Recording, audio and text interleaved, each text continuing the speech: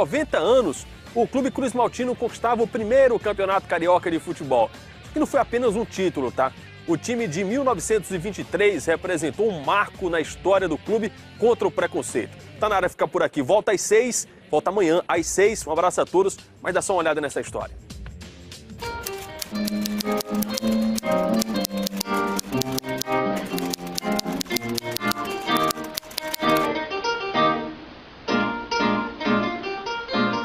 Os jogadores de futebol na década de 20 eram caracterizados por serem almofadinhas, por serem pessoas de classe alta, por pertencerem à elite.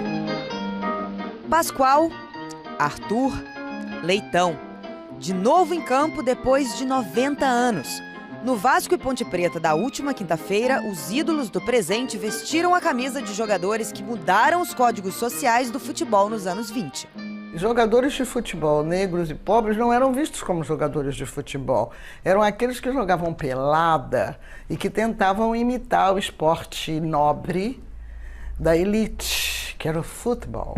O Vasco desafiou as regras. Com os camisas negras, uma mistura de jogadores brancos e de pobres e negros venceu o Campeonato Carioca de 1923.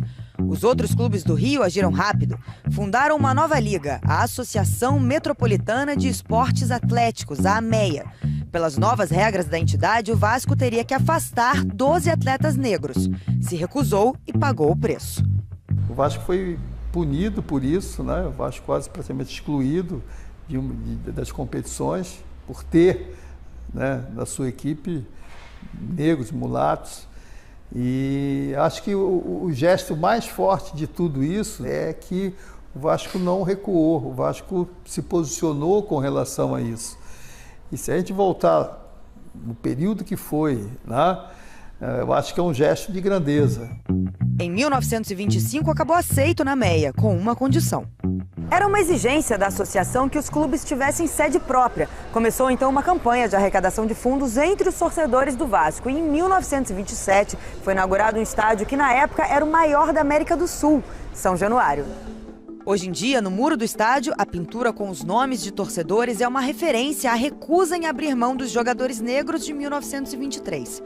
Mas 90 anos depois, o preconceito ainda não é coisa do passado. Às vezes, vários jogos com a seleção, às vezes quando jogas de visitante,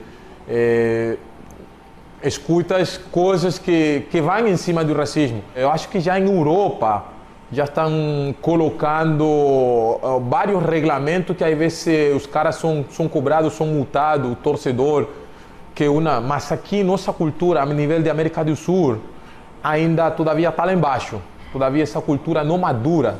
A luta dos camisas negras não foi em vão.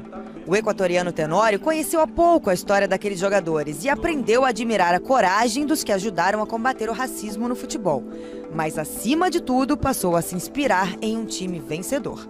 Foi um time que mistura entre negro e branco, fizeram história mesmo. A história do Vasco da Gama conta e mostra que lá atrás, entendeu? O Vasco já entendia e já buscava isso, a igualdade, os direitos das pessoas, e é motivo, sim, de muito orgulho para todos nós vascaínos.